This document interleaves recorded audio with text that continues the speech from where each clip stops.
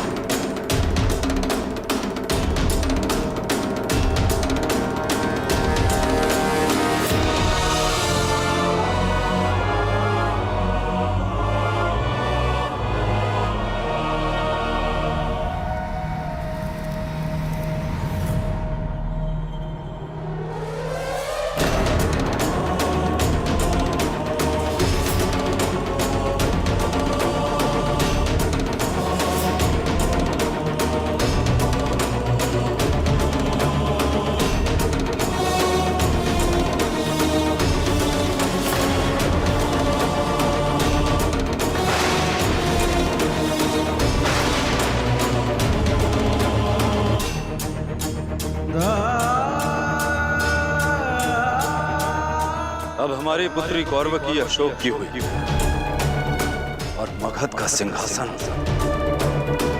हमारा।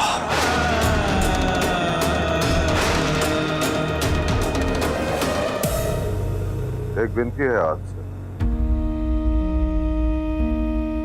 जब तक ये विवाह संपन्न ना हो, संधि के विषय में किसी को कुछ ज्ञात नहीं होना चाहिए, अन्यथा ना अशोक ये विवाह करेगा ना ये संधि होगी।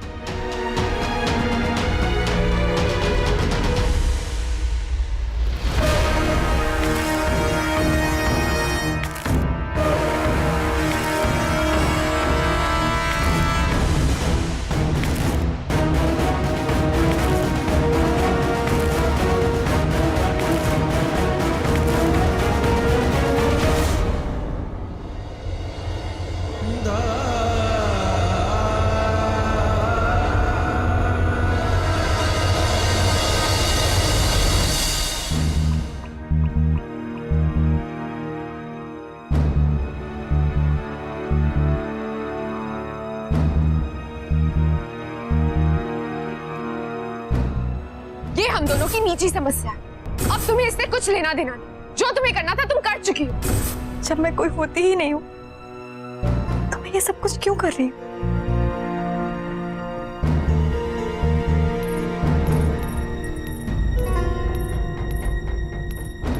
क्षमा कर दो देवी, मुझे क्षमा कर दो। आपकी हल्दी मैंने तैयार कर दी है राजकुमारी से। देवी, यदि तुम मुझे छोड़कर चली जाओगी तो मेरा क्या होगा? आपको मेरी आवश्यकता नहीं है और ना ही मैं आपके निजी जीवन में हस्तक्षेप करना चाहती। आप जैसी राजकुमारी के समक्ष मेरा अस्तित्व ही क्या? नहीं देवी, नहीं, मुझसे भूल हो गई। मैं जानती हूँ मैंने जो कहा मुझे नहीं कहना चाहिए, लेकिन तुम तो मुझे जानती हो ना, मैं बिना सोचे समझे कुछ भी बोल देती हूँ। क्रोध में मुख से वही निकलता है जो व्यक्ति के मन में होता है। नहीं देवी, नहीं, ऐसा नहीं है। अशोक को युद्ध पर भेजना मेरे लिए सरल नहीं था, किंतु मुझे उचित निर्णय लेना था। मैं तुम पे क्रोधित नहीं थी, अपनी परिस्थितियों पे क्रोधित थी। हताशा में तुम पे क्रोध निकल गया। एक बार क्षमा कर दो, फिर तुम जो मांगोगी मैं दे दूंगी। यदि तुम मेरे प्राण भी मांगोगी ना तो दे दूंगी। मैं वचन देती हूँ। बोलो, क्या मांगती हो? उचित समय आने पर मांग लूंगी।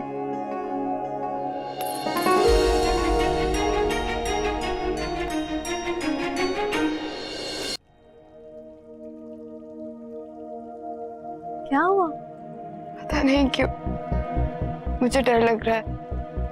ऐसा लग रहा है जैसे ये विवाह शायद हो या ना। आप ऐसी अशुभ बातें क्यों कर रही हैं? इस विवाह को संपन्न कराने के लिए मैं कुछ भी करूंगी। आपको प्रतीत हो रहा होगा कि इस घटना से मेरा क्या लेना देना, क्या संबंध है, मैं इतनी चिंतित क्यों? किंतु सत्य तो ये है कि आप, अशोक, काकी, विट मुझे एक परिवार के रूप में मिले और मैंने सदैव आप लोगों को अपना परिवार का सदस्य माना और अपने परिवार की सुख शांति के लिए मैं कुछ भी कर सकती हूँ। कौरवकी, पुत्री तुम अभी तक तैयार नहीं हुई? चलो शीघ्र तैयार हो जाओ, मैं बाकी की तैयारियां देखती हूँ, ठीक है? आप चिंता मत करिए, अशोक को कुछ नहीं होगा। आप दोनों के मिलन के बीच कोई नहीं आएगा।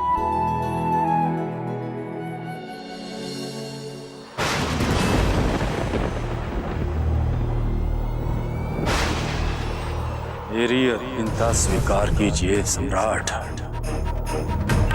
तुम्हें अशोक के लिए योग्य कन्या मिलेगी और फिर तुम स्वयं इस विवाह को तोड़ दोगी।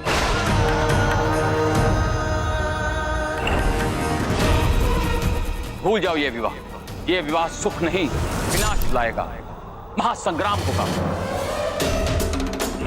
कैसे सम्राट से बात करूं? कैसे समझाऊं मैं उन्हें कि उन्होंने जो संधि की है वो मगध के हित में नहीं है, इससे महासंग्राम होगा। कि राजा जगन्नाथ से बात करो, उन्हें सचेत कर दो। वो जो करने वाले हैं उसका परिणाम उचित नहीं होगा। ये भी उचित नहीं होगा यदि राजा जगन्नाथ को उस साधु बाबा के भविष्यवाणी पे विश्वास नहीं हुआ तो उन्होंने कुछ उल्टा सीधा कर दिया तो बात और बिगड़ जाएगी। हम पे मंडरा रहे संकट के बारे में ज्ञात होते हुए मैं मौन कैसे रहूं? कुछ ना करो, ये संभव नहीं। अशोक, हाँ अशोक, मुझे अशोक से बात करनी चाहिए। वही एक है जो इस परिस्थिति को समझ सकता है।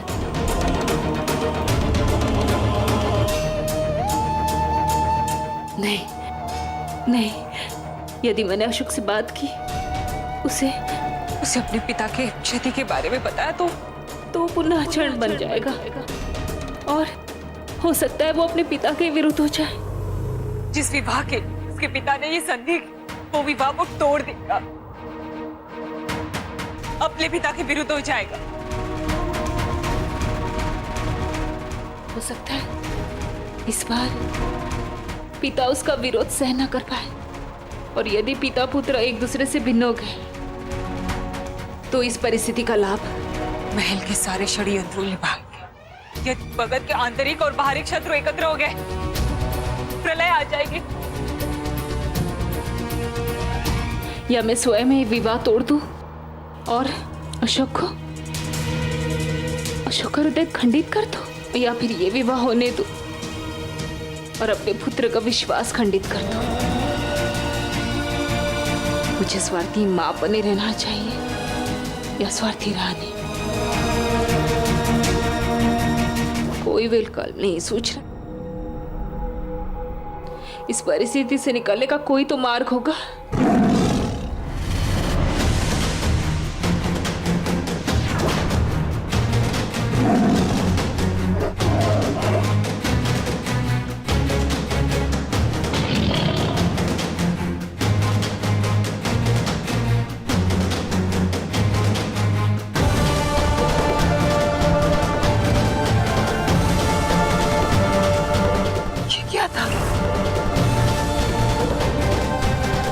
पता है देवी, रानी बनने के पश्चात सबसे पहला कार्य मैं क्या करूंगी? तुम्हारे लिए योग्य वर ढूंढकर तुम्हारा विवाह कराऊंगी। मुझे अभी विवाह नहीं करना। अच्छा, क्यों? मेरे और अशोक के विवाह की इतनी चिंता है और खुद के विवाह की तनिक भी नहीं। मैं तुम्हारे लिए अशोक जैसा वर ढूंढूंगी, फिर देखती हूँ तुम कैसे ना कहती हो। पूरे संसार में अशोक जैसा कोई नहीं, अशोक केवल एक ही है। तो फिर उसी से तुम्हारा विवाह करा दूंगी। ऐसी बात आप कह भी कह सकती हैं। अरे क्यों, इसमें बुराई क्या है? इसी बहाने सदैव तुम हमारे साथ रहोगे। कभी सौतन, कभी सहेली। प्रतीत होता है प्रसन्नता में आपकी बुद्धि और विवेक दोनों ने साथ छोड़ दिया। मेरी छोड़ो, तुम सत्य सत्य बताओ, क्या तुम्हें अशोक के प्रति कभी प्रेम की अनुभूति हुई है? जब तुम उसकी वास्तविकता से अपरिचित थी, अनभिज्ञ थी इस बात से कि वो केवल मुझसे प्रेम करता है, जब वो तुम्हारे गांव में तुम्हारे साथ रहता था। बोलो देवी। नहीं,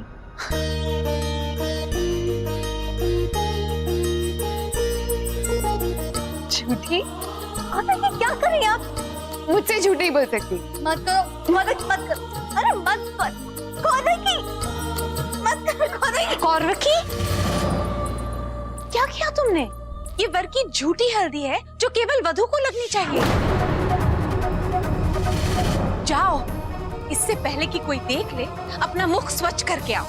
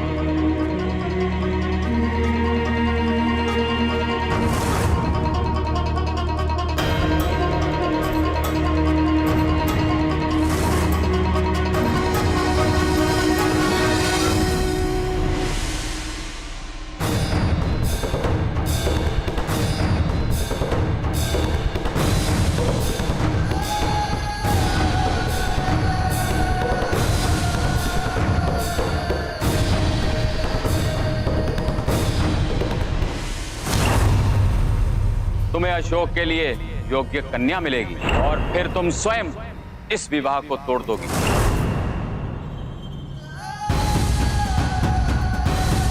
मां, मुझे उज्जैनी जाने के लिए अनुमति दीजिए, अपना आशीर्वाद दीजिए।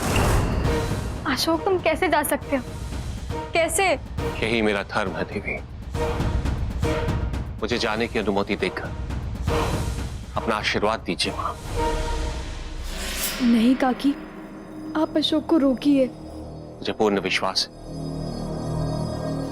एक मां अपने पुत्र को उसका धर्म निभाने से कभी नहीं रोक सकती।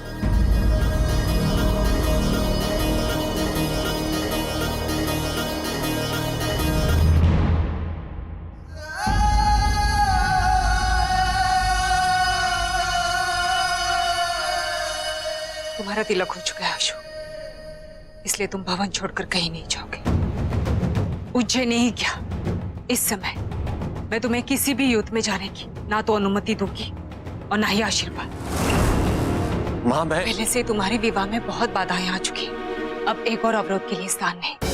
इतनी कठिनाइयों के उपरांत तुम्हारे पिता ने परिस्थिति को नियंत्रित किया है। तुम्हें उनका सम्मान करना होगा।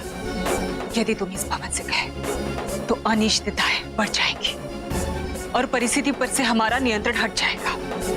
इसलिए जब तक तुम्हारा विवाह नहीं होता तुम कहीं नहीं जाओगे। मां, अपने विवाह के लिए मैं इतने बड़े दायित्व से मुख मोड़ लूं, अपनी प्रसन्नता के लिए मैं अपने धर्म को भूल जाऊं? मैं ऐसा नहीं कर सकता। मैंने सदैव तुम्हारे लक्ष्य का समर्थन किया है, सहयोग दिया है, सदैव करती रहूंगी। किंतु आज नहीं, क्योंकि आज तुम्हारा समर्थन न करने के लिए मेरे पास पर्याप्त कारण है। 9 माह मैंने अपनी कोख में पोषित किया है। तुम्हें इस कोख की सौगंध। जब तक मेरा अगला आदेश ना जाए तुम कहीं नहीं जाओ। कुछ नहीं करोगे।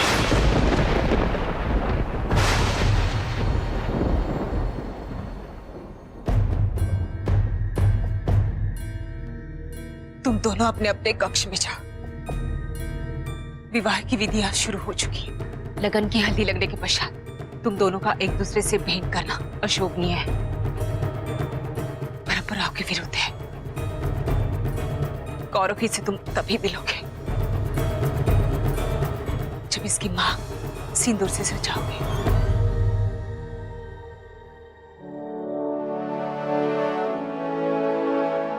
वचन दो मुझे, तुम उज्जैनी नहीं जाओगे।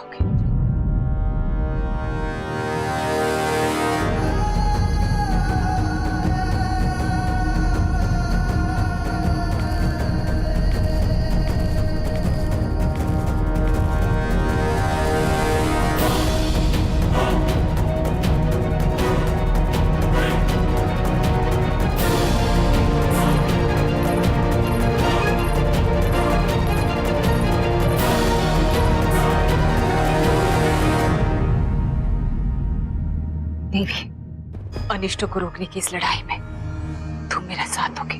मैं सदैव आपके साथ हूँ काकी, आप निश्चिंत रहिए।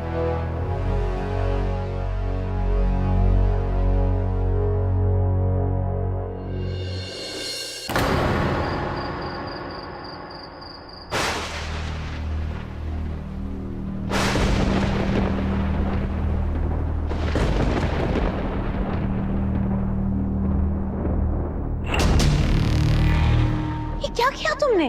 ये वर की झूठी हल्दी है जो केवल वधू को लगनी चाहिए।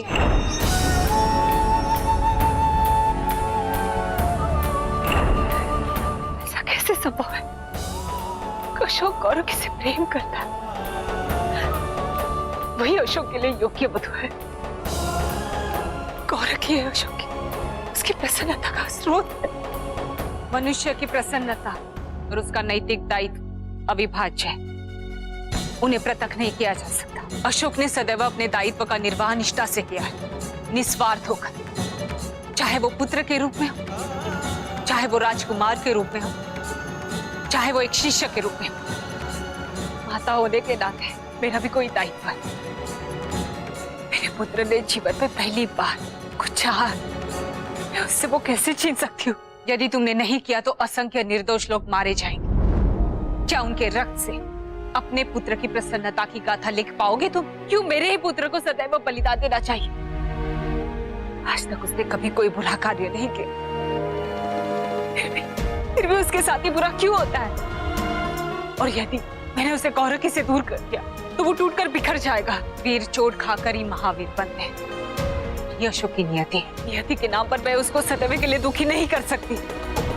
यदि अशोक है तो गौरव की उसकी आत्मा है, मैं उसकी आत्मा को उससे दूर नहीं कर सकती।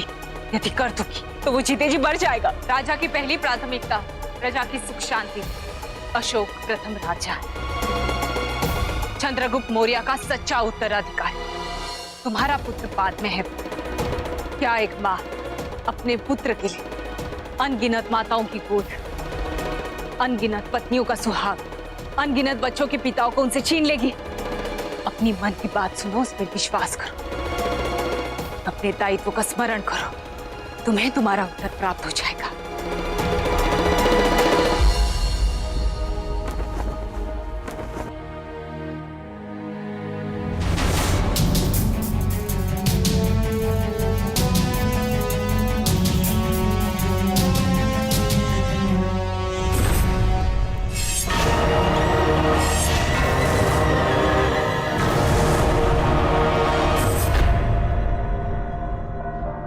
मगध का उत्थान, मगध का संरक्षण और मगध का सम्मान ही अशोक की नियति है।